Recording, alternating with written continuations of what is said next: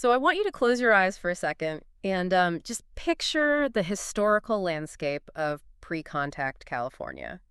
Before the missions, before the gold rush. Before any European boots ever hit the ground. Right, exactly. If you are like most people, the image that immediately springs to mind is probably this pristine, untouched, majestic Oh, wilderness. absolutely.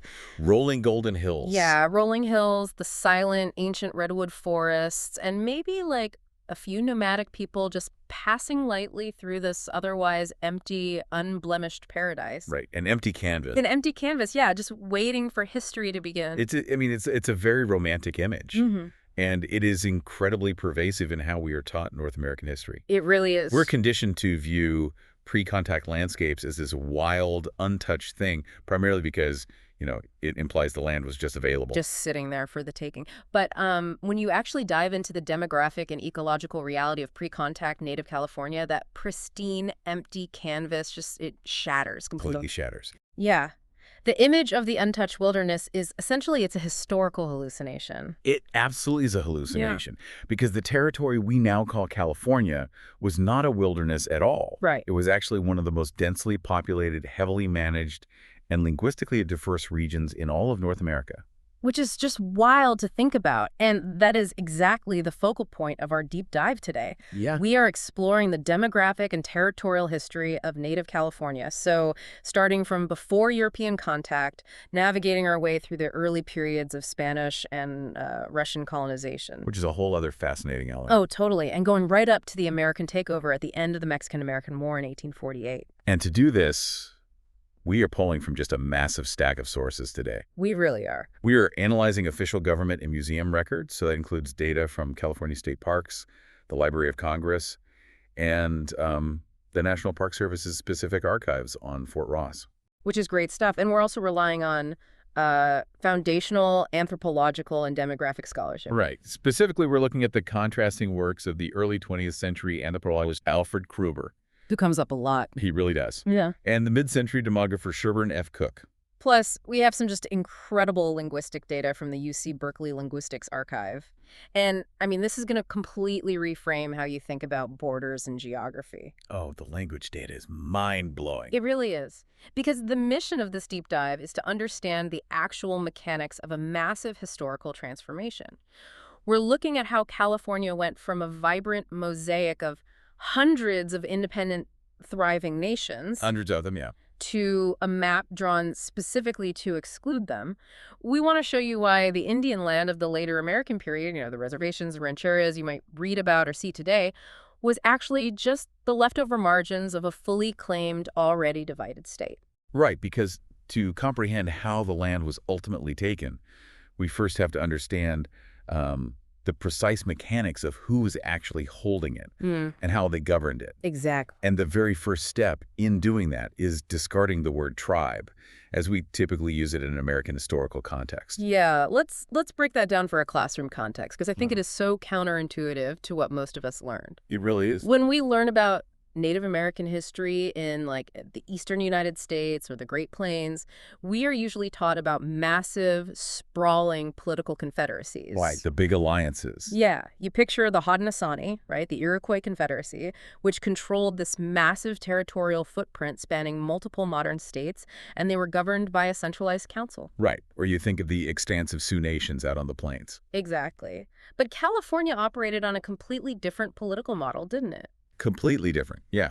Rather than organizing into a few massive empires or, giant confederacies, the population was organized into hundreds of small, independent polities. Hundreds. Hundreds. And anthropologist Alfred Kroeber, who, again, we will spend a lot of time discussing today, he popularized the term tribelets to describe them. Which I've always found that word a bit problematic. Oh, absolutely. Yeah, tribelet just sounds diminutive. Almost patronizing, like a lesser version of a real government. You are definitely not alone in that critique.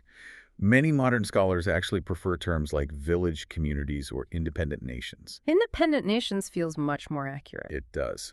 But Kroeber's fundamental concept, whether you like the word or not, was describing a very specific, hyperlocal political structure. Okay, so what did that actually look like on the ground? Well, these were self-governing entities, usually consisting of maybe a few hundred to 1,000 people each.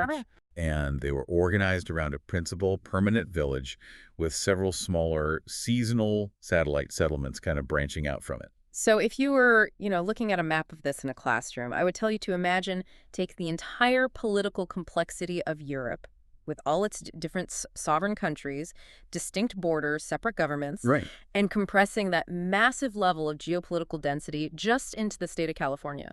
That density is exactly the point.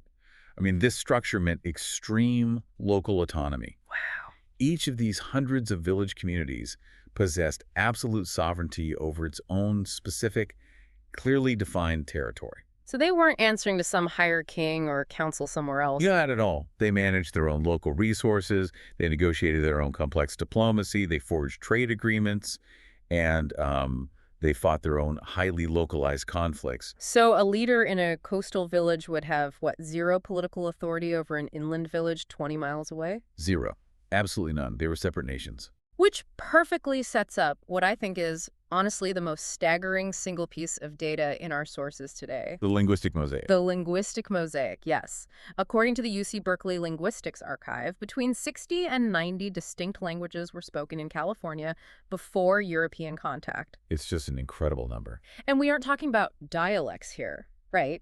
Like someone from Boston talking to someone from Texas. No, not at all. These languages belong to up to 20 different language families, Wow. or roughly 6 major, completely unrelated language stocks, plus several language isolates. Okay, wait, for people who aren't linguists, what exactly is a language isolate? So to put that into perspective, an isolate is a language that has no demonstrable genealogical relationship with any other living language on Earth. Wait, none. None. The Yuki language of Northern California, for example, is entirely its own entity. It's completely isolated linguistically. That is wild. Let me give you an analogy to make the sheer scale of this diversity sink in for a second. Go for it. So imagine getting in your car and driving from Los Angeles to San Francisco. Today, you hop on the 5 freeway, you drive for 6 hours, and the language is exactly the same, the road signs are exactly the same, the culture is broadly the same. Right. A very uniform trip. Exactly. But in pre-contact California, making that exact same geographic drive would mean crossing something like 20 different national borders. At least. And the languages you would hear from one valley to the next wouldn't just be slightly different pronunciations. They would be as fundamentally, grammatically, and historically unrelated to each other as English is to Mandarin Chinese. It really is staggering. And we have to ask, why that matters historically. Right. What does all that linguistic diversity actually tell us? Well, linguists use a concept broadly related to glottochronology to track time. Glottochronology. Yeah, basically the study of how quickly languages change and split apart over time. Because languages do not diverge into entirely unrelated, mutually unintelligible families overnight. Right, that takes forever. Exactly. It takes millennia of separation and distinct cultural evolution for a language to become completely isolated from its neighbors. Furthermore, languages do not survive side by side in such dense proximity if one group is constantly conquering, expanding, and assimilating its neighbors. Oh, that makes total sense. Because if this was a history of constant sweeping warfare and imperial expansion, you would only have like 1 or 2 dominant languages left on the map. Exactly. Because the conquerors forced their language on the conquered. Precisely. The fact that dozens of unrelated languages flourished side by side proves deep, continuous time in one place. Wow. These hundreds of small nations were remarkably stable. They were self-sustaining enough, and their diplomatic and ecological relationships were balanced enough to maintain distinct, separate cultures for thousands of years. That is just a testament to an incredibly successful long-term equilibrium. It really is. But that equilibrium begs a massive structural question. How did they feed everyone? Yes, how? How did hundreds of small, independent nations sustain such a high population density without utilizing traditional European-style agriculture? Right. Because if you look at the carrying capacity required to support hundreds of thousands of people, an agricultural historian expects to see massive fields of cultivated wheat. They want to see the plows. They want to see plows, they want to see domesticated draft animals and, huge irrigation canals. But the native Californians didn't have those. Which is exactly why early European observers completely failed to recognize what they were looking at. They just missed it. Totally missed it. It requires a total paradigm shift in how we define agriculture and economy. Okay, explain that. Well, the native nations of California did not farm in the European sense of clearing a square dirt field, planting a single vulnerable crop, and hoping it rains. Right. They practiced a system of engineered, managed wild abundance. Managed wild abundance. Okay, let's unpack this, because the absolute caloric engine of that abundance, like the foundation of the entire California economy, was the acorn. It is hard to overstate the importance of the acorn.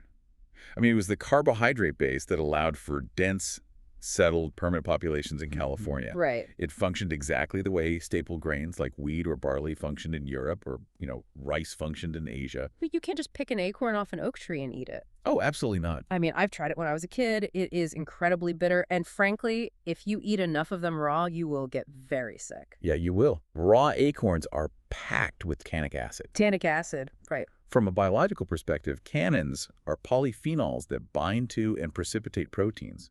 Which means what for my stomach? It means that in the human digestive tract, high levels of tannins will severely inhibit your ability to absorb nutrients, and they can actually cause serious gastrointestinal toxicity. Yikes. Yeah. They are basically a chemical defense mechanism that the oak tree uses to prevent animals from eating all its seeds. Okay, so to use the acorn as a staple crop, these communities essentially had to invent, like, an industrial chemical extraction process. That's exactly what it was. So how did they do it? Walk me through the process. Well, the entire village would mobilize during the fall harvest to gather just massive quantities of acorns. Okay. They would dry them, crack them, and shell them. Then came the milling, where women would use heavy stone mortars and pestles to grind the acorn meat into a really fine meal. But grinding it doesn't get rid of the poison. No. The crucial step is leaching. Okay. Because tannic acid is water-soluble. So the women would create a carefully constructed shallow basin in clean river sand. In the sand, okay. Yeah. And they would place the fine acorn meal inside this basin and then repeatedly, meticulously pour water over the meal. Ah. The water would percolate through the acorn flour, bind to the tannic acid, and then drain harmlessly into the sand below. That is fascinating. And depending on the specific type of oak tree and the regional climate, they had different thermodynamic techniques for this too, right? They did. Like, sometimes they used cold water over several days. Sometimes they used water heated with hot stones to speed up the chemical extraction. It is brilliant applied chemistry, honestly. It really is. And the result of this labor-intensive process was a highly nutritious, complex carbohydrate flour that was really rich in fat and protein. Which is exactly what you need to survive the winter. Exactly. And crucially, before it was ground, the dried whole acorns could be stored in massive woven granaries for years. For years? Yes, years. It was a reliable, non-perishable surplus. Okay, let's compare that to European agriculture for a second, because the resilience of the acorn economy is just fascinating to me. It really highlights the difference in stability. Yeah. European farming relied heavily on a few very vulnerable single crops. So if you are a Spanish peasant and a late frost kills your wheat field, or a drought hits or locusts arrive, you face immediate catastrophic famine. Right. Your entire caloric intake is tied up in one fragile plant. But the acorn was just the anchor of a much wider, highly diverse food web. Native communities utilized what anthropologists call a seasonal round. Okay, what does that look like? Well, they had the massive storable acorn surplus, yes, but they also managed and harvested the predictable, enormous salmon and steelhead runs on the rivers. Which are huge sources of protein. Exactly. Coastal communities managed complex estuary fisheries for shellfish. Inland communities hunted waterfowl, deer, and elk. Wow. They gathered specific seeds, greens, and roots. So it's basically this massive, diversified portfolio. Exactly. So if a late frost damages the oak blossoms and the acorn harvest is light one year, the society doesn't collapse. They don't starve. No, they just shift their caloric focus to the salmon run or the root harvest. It was an incredibly resilient system. But we have to emphasize the word managed here. Yes, highly managed. Because they did not simply wander through a virgin wilderness hoping to stumble across some berries and a deer. No. They engineered the landscape to produce this abundance. And their primary, most sophisticated tool for this landscape scale engineering was fire. Which is such a controversial topic today, Mm-hmm. but it was fundamental to their survival. Cultural burning, literally setting fire to the land on purpose. Specifically, intentional low-intensity controlled burns. This is perhaps the most tragically misunderstood aspect of pre-contact California. Because I think when people hear setting fire to a forest, they immediately picture the devastating crown fires we see on the news today. The massive walls of flame. Yeah, exactly. But this was different, right? Completely different. What native practitioners created was something ecologists now call pyrodiversity. Pyrodiversity. Okay. Pyrodiversity is the idea that introducing varied frequencies, seasons, and intensities of fire creates a complex patchwork mosaic of different habitats across a landscape. So instead of one giant, uniform, overgrown forest, you have like a patch of mature trees here, a patch of open meadow there, a patch of young shrubs over the hill. Exactly. And that diverse patchwork inherently supports far greater biodiversity. Right. By setting regular low-intensity ground fires, they cleared out the dead underbrush and accumulated fuel. Which fundamentally prevented the catastrophic, uncontrollable wildfires that we see plaguing the West today. Precisely. Because the fire simply had no fuel ladder to climb up into the forest canopy. It just crept along the ground. But it wasn't just about hazard reduction, right? It was active farming. How does fire help the acorn harvest, for instance? Well, fire heavily favors deep-rooted, fire-adapted species like the oak tree. Okay. By burning the ground under the oaks, they eliminated competing conifers and brush. This reduced competition for water, allowing the oaks to produce far more acorns. Oh, that's smart. Plus, burning the ground clear made the physical act of gathering thousands of acorns in the fall infinitely easier and faster. Sure, you're not digging through 3 feet of brush. Right, and it also killed off pests like the filbert weevil that would otherwise infest the acorn crop. And it essentially created managed pastures for hunting, too, didn't it? It did. Because by burning a meadow, you stimulate the rapid growth of fresh, tender, highly nutritious grass shoots. And those fresh shoots act like a magnet for grazing game like deer and elk. You don't have to chase a deer through dense, impassable brush. You just burn a meadow and the deer come to you. It is incredibly efficient.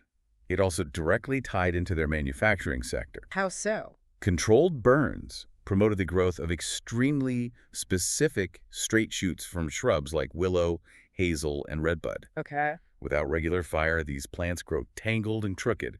With regular fire, they produce the long, flexible, perfectly straight wands that were absolutely essential for native basketry. Which brings up a fascinating historical irony. When early European colonists, the Spanish explorers and later the Americans, when they first rode through the California valleys, they wrote extensively in their journals about these beautiful, open, park-like oak groves. They raved about them. They wrote about the vast meadows teeming with game. They thought they had stumbled into a natural, untouched Eden, like a perfect God-given wilderness. And they were utterly blind to the reality. Completely blind. They were looking at a farm. Wow. They were walking through an agricultural landscape, meticulously engineered and manicured by human fire for thousands of years.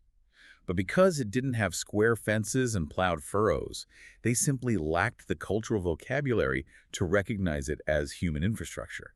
That just blows my mind. The wilderness was actually a highly sophisticated piece of public works. Exactly. And this engineered abundance is what fueled their industries, like the basketry we just mentioned. And we aren't just talking about, weaving a simple bowl to hold some berries. Oh, no.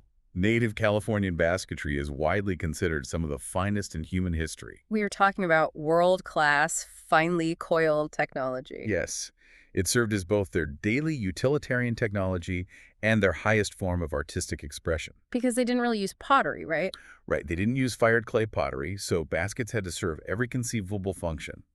The craftsmanship required to weave a basket so tightly that it is completely watertight is phenomenal. Wait, okay, I have to stop you here. They cooked in them, right? They did. How do you cook in a woven basket over a fire without the basket instantly bursting into flames? Well, you don't put the basket on the fire. You put the fire in the basket. Okay, you're going to have to explain that. They used a technique called stone boiling. Stone boiling. Yeah. You fill the watertight basket with water or acorn soup. Then you heat smooth river stones in an external fire until they are glowing red hot. Okay. Using wooden tongs, you lift the hot stones, rinse off the ash quickly, and drop them directly into the liquid inside the basket. Wow. The heat from the stones transfers to the liquid, bringing it to a rapid boil in seconds. And as long as you keep stirring constantly, the stones won't burn through the basket walls. That is incredibly ingenious. Really is. And these varied resources and sophisticated craft, they weren't kept in isolation, right? No, not at all. These hundreds of village communities were connected by massive, complex trade networks across completely different ecological zones. Right, because you trade what you have for what you don't. Exactly. The coastal communities had access to something the inland communities desperately wanted, which was shell beads. Yes. Specifically, beads made from the olive snail shell and further north, the tusk-like dentalium shells. And we must be really precise here. Those shell beads were not just decorative jewelry. Right. They functioned as a standardized, highly regulated fiat currency. They were actual functioning money. Okay, my inner economist has to jump in here. Go ahead. If your money is literally just shells you pick up off the beach, how do you stop hyperinflation? That is the million-dollar question. Right, because why wouldn't someone living on the coast just scoop up 1 billion shells and buy out the entire inland economy? How did they authenticate it to prevent counterfeiting or inflation? Because the value wasn't in the raw shell itself. Hmm. The value was in the intense, highly specialized labor required to process it, and the scarcity of the source material. Okay, give me an example. Well, with dentalium shells, the most valuable ones only grew in deep waters off the coast of the Pacific Northwest. So you had to dive for them. Exactly, which meant they had to be traded down the coast, creating natural geographic scarcity in California. Okay, what about the olive shells? Because those are everywhere on the southern coast. Right. For olive snail shells, the Chumash and Gabrielino people didn't just trade whole shells, they manufactured beads. Like tiny beads. Tiny beads.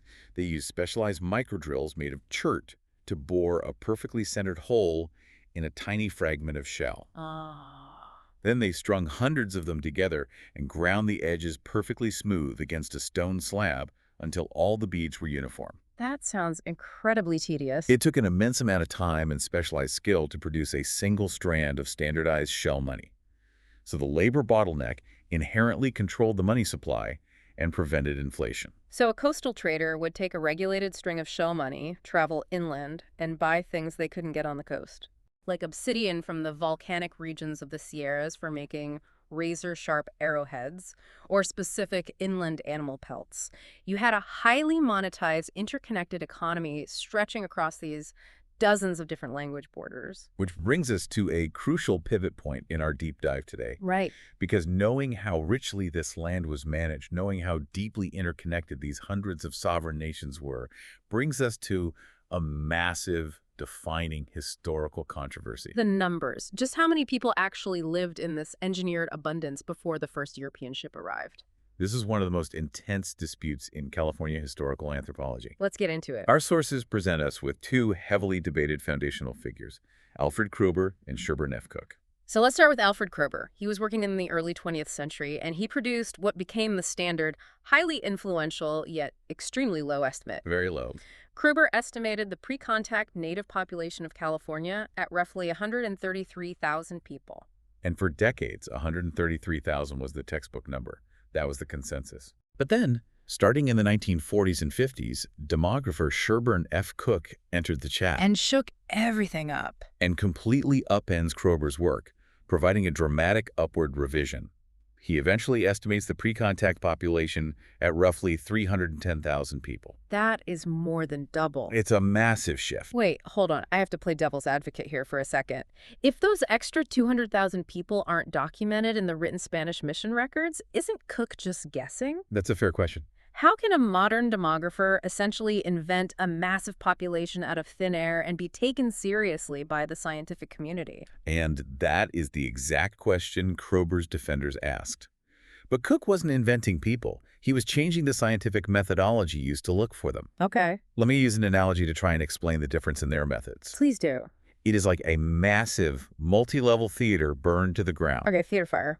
Kroeber essentially showed up years after the fire, sifted through the ashes, counted the few remaining charred ticket stubs he could find in the rubble, and confidently declared, well, I have physical evidence of exactly 133 ticket stubs, so only 133 people were at the show. I see. So he only counted what survived. Right. He used a very conservative reading of highly fragmentary, very thin historical records, relying almost entirely on what was explicitly written down by early European observers. But early European explorers didn't see everything. They didn't map every inland valley, and they certainly didn't arrive everywhere simultaneously. Exactly. So Sherburne F. Cook approached the problem completely differently. Cook ignored the ashes. What did he look at?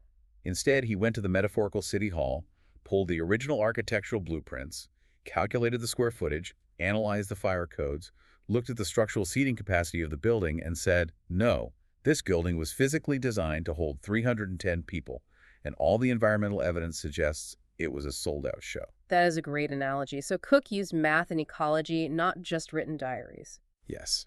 Cook was a physiologist as well as a demographer. He calculated the ecological carrying capacity of the land. Right. He quantified the caloric output of the managed acorn groves, the massive salmon runs, the coastal fisheries we just discussed. He asked, how many human beings could this highly managed, abundant environment actually sustain biologically?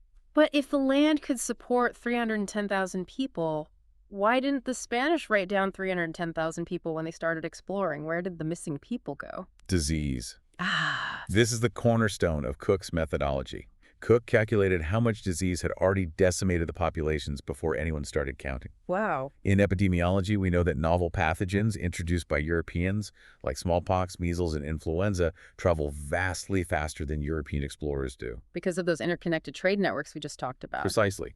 A Spanish sailor on the coast of Mexico, or a Russian fur trader in the Pacific Northwest, unknowingly introduces a pathogen. That virus moves from village to village along those highly active shell money trade routes.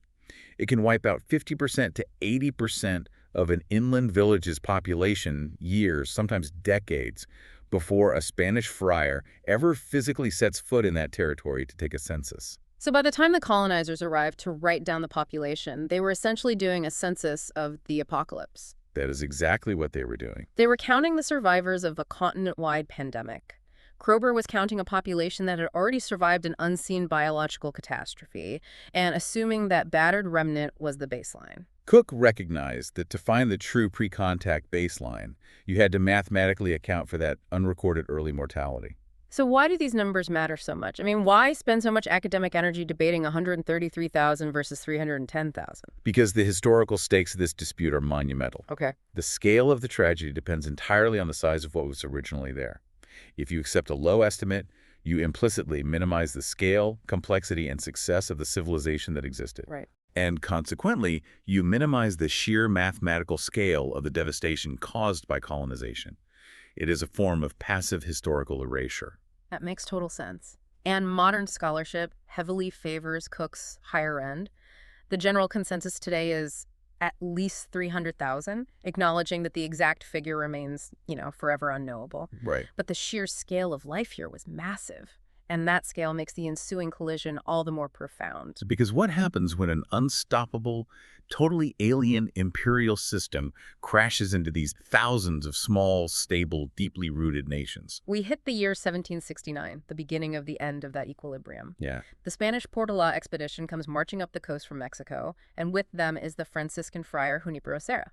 Right. He founds Mission San Diego de Alcalá, which becomes the first in a chain of 21 missions stretching along the California coast. Now, regarding Junipero Serra, we must adhere to our sources and address him impartially because he is a deeply polarizing historical figure. Yes. Let's lay out both perspectives found in the historical record. On one side, some historians in the Catholic Church view Serra through a strictly religious 18th century framework. Right. In this view, he was a man driven by deep faith, a protector who genuinely believed he was saving native souls from eternal damnation through baptism and shielding them from the worst abuses of the Spanish military.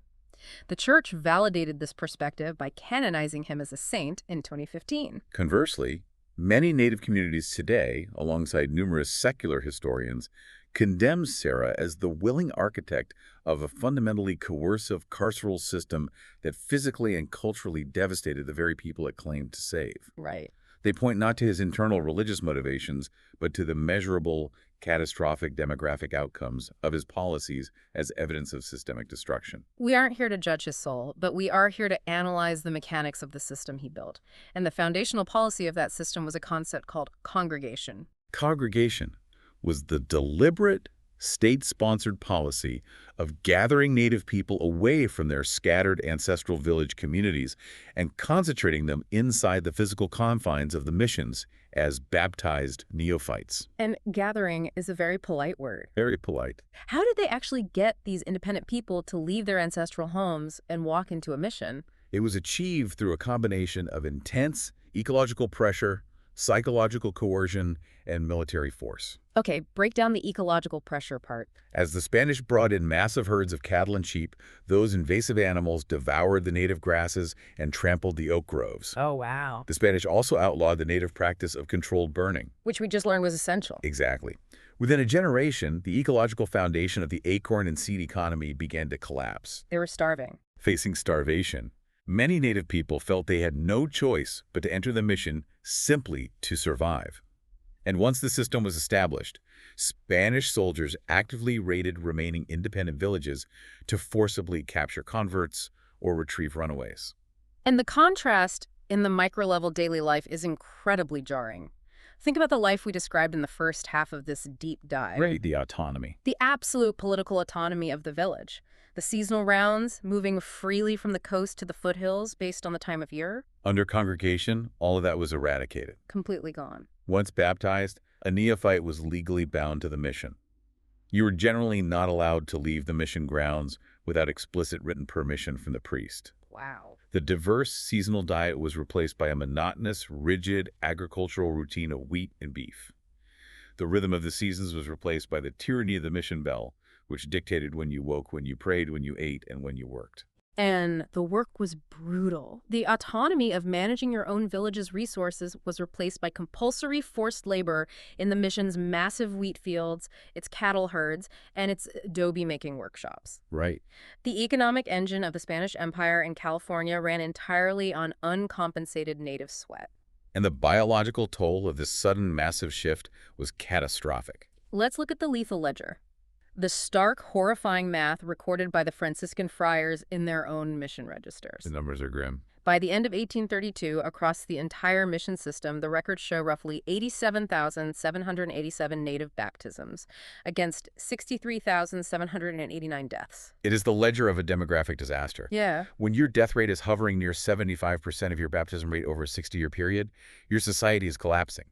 We have to analyze the specific mechanisms causing that staggering mortality. Disease, primarily, right? Yes. Returning to Sherburne F. Cook's demographic work, he attributed roughly 45% of the overall population decline directly to introduced European diseases. Because they had no immunity. Right. Because these communities had been isolated from the Eurasian landmass for tens of thousands of years, they had absolute biological virginity regarding European pathogens. They had no inherited biological immunity. Our sources point to two devastating measles epidemics in particular in 1806 and 1828. The numbers from the 1806 outbreak are just terrifying. They really are. The records indicate that in 1806 alone, measles killed roughly 25% of the entire Bay Area mission population. Can you paint a picture of what that actually looks like on the ground? Imagine standing inside one of the rancherias. What's a rancheria? It was the locked, unventilated, crowded dormitories where the Spanish forced unmarried native women and girls to sleep every night. Oh, God. If a single person in that dark, damp room contracts aerosolized measles, the transmission rate is essentially 100%. Right. Within a week, a quarter of the people you know, your sisters, your daughters, your friends, are dead. The friars are overwhelmed, the mass graves are being dug daily, and the psychological trauma of watching your entire community suffocate from a disease you have no medicine for is unimaginable. And it wasn't just the virulence of the virus. The physical environment of the mission system actively compounded their biological vulnerability. Precisely. The missions were incubators. You had hundreds of people concentrated in unsanitary conditions, drinking from shared, often contaminated water sources. Plus, the mechanism of malnutrition played a huge role. They were forced off their diverse, nutrient-dense diet of complex acorn carbohydrates, omega-rich salmon, and lean game. Right. And they were put onto a much more limited, highly refined, grain-heavy colonial diet. When you drastically reduce the nutritional diversity of population, you fundamentally weaken their immune systems. Absolutely. Add to that the severe, chronic psychological stress of cultural destruction and physical confinement, and the grueling caloric deficit caused by compulsory agricultural labor. You create biological conditions where the human body simply cannot mount an immune response to fight off even minor infections. Which led to staggering child mortality rates. In some missions, the vast majority of children born to neophyte mothers did not survive to see their 5th birthday. That is just awful. The system was biologically unsustainable without a constant influx of newly captured recruits from the interior. It is an incredibly grim reality. But while the Spanish mission system was devouring the southern and central coast of California, a completely different colonial pressure was building up in the north, creating a squeeze play on the native nations. Yes, while Spain and eventually independent Mexico pushed north, the Russian Empire was steadily pushing south from Alaska. Right. In 1812, the Russian-American Company established Fort Ross on the rugged Sonoma coast. Right smack in the middle of Kashaya-Pomo territory. Exactly. And what is fascinating from an imperial perspective is how the specific goals of the Russian Empire shaped native life very differently than the Spanish religious missions. Because the Russians weren't there to build massive cathedrals or agricultural empires, right? No. They weren't trying to baptize the Kashaya-Pomo and assimilate them into Russian Orthodox society. No, their motivations were purely commercial. The Russian-American Company was an imperial resource extraction corporation tied directly into a massive global capitalist market. They just wanted fur. Specifically, the incredibly dense, valuable pelt of the Pacific sea otter, which they sold at a massive premium to markets in China. So if they just wanted sea otters, how did that affect the Kashaya-Pomo living on the land? Did they just ignore each other? Far from it. The Russians had a major logistical problem. They had outposts full of hunters, primarily native Alaskan laborers they brought with them, but they had no reliable supply lines for food. Okay. They desperately needed agricultural labor to grow wheat and herd livestock to feed their fur hunting operation. So how did they get the Kashaya-Pomo to farm for them if they weren't using religious congregation and forced baptism like the Spanish? They used the mechanics of a debt and wage economy. Oh, interesting. The Russians introduced manufactured trade goods iron tools, glass beads, textiles. They essentially coerced or employed native people into an agricultural labor force by offering these goods. Oh, so it was a debt trap. Exactly. You supply a community with iron axes on credit. When the debt comes due, the only way to pay it off is with agricultural labor in the Russian wheat fields. Wow. It drastically reshaped coastal life. It forced the Kashaya-Pomo away from their traditional seasonal rounds and into a rigid wage labor system attached to the fort. And brought all those diseases, too. It brought new deadly diseases into the northern territories, yes, and it subjected the local population to a completely different style of imperial pressure, a corporate extractive pressure. Until the sea otters were hunted to near total extinction, the profit margins collapsed, and the Russians finally abandoned Fort Ross in 1841. So you have the Spanish and Mexican systems crushing in from the south and the Russians squeezing from the north. The coastal nations are caught in a vice. Right. And that brings us to the end of the mission era. But as our sources clearly document, the end of the missions does not mean liberation for the native people. Far from it. Instead, it leads to a highly systematic, bureaucratic form of dispossession. As is often the case in history, the paperwork of empire can be just as devastating as the sword. Let's talk about the broken promises of the 1830s. Mexico wins independence from Spain. In 1833 and 1834, the Mexican government passes the Secularization Act. Right. The mission system is officially dissolved. The Franciscan friars are stripped of their vast monopolistic land holdings. And on paper, according to the official regulations drafted by Mexican Governor Jose Figueroa, a significant portion of that developed mission land is supposed to be distributed back to the native families who had built the infrastructure and worked the soil for decades. That was the legal promise. The regulations explicitly contemplated issuing land grants to emancipated native family heads, allowing them to finally own the agricultural wealth they'd created. But what was the grim mechanical reality of how that bureaucracy actually played out? The reality is that almost none of that fertile, irrigated, highly developed farmland ever reached native hands. So they just ignored the law. Essentially, yeah. The local Mexican administrators on the ground essentially ignored Figueroa's mandates regarding native land rights. So if the native people didn't get the land, where did millions of acres of prime California real estate go? It fueled the rise of the ranchos. Ah. The Mexican government took those millions of acres of prime land and issued roughly 800 massive private rancho land grants. And overwhelmingly, these grants were issued not to the native inhabitants, but to Mexican settlers, retired military officers, political allies, and wealthy elites, the ruling class known as the Californios. I have to ask a probing question here because this seems like the most critical turning point for native survival. How did this specific bureaucratic move privatizing land into ranchos fundamentally alter the physical survival strategies of the native nations?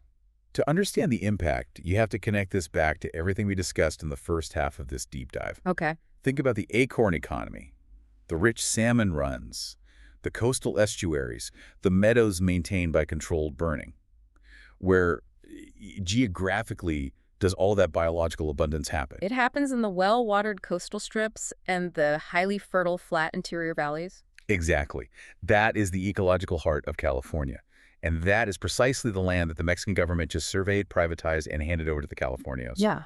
By literally drawing lines on a map and declaring those specific resource-rich areas as private, legally protected ranchos, they systematically and legally excluded native families from the most productive land in the entire state. They locked them out of the grocery store. They locked them out of the very environments that had sustained their dense populations for thousands of years. Precisely. A tiny fraction of native people did receive small grants, but almost all of them were legally swindled or illegally stripped of those lands within a decade by encroaching settlers. The vast majority of native people found themselves suddenly classified as trespassers on their own ancestral lands. So their choices were essentially reduced to two horrific options. They could stay on the newly privatized ranchos and be forced into a position of peonage, essentially becoming an unpaid, subjugated labor force for the wealthy California landowners. Right. Or they could flee. And if they fled, they were forced to retreat into the harsher, much less productive ecological zones, the steep interior mountains, the arid foothills, and the eastern deserts, areas that simply did not have the caloric carrying capacity to support large populations. Which perfectly sets up the end of our timeline today and the profound thesis seed for this entire deep dive. The arrival of the Americans. We reach the year 1848. The Mexican-American War ends with the signing of the Treaty of Guadalupe Hidalgo. California is officially handed over to the United States.